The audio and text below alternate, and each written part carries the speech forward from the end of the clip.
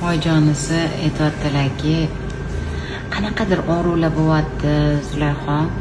Shu oxirgi marta kelganimda hammasi joyida, shu bilan tug'ib olasiz, kelib o'tirmang degan edingiz deyaptilar. Shu ko'nglim g'ash bo'rdida keldim deb aytyaptilar. Ha, oyisi? Shunaqa. Yaxshiyam kelibdilar. Ozgina qolgan suvlarimiz.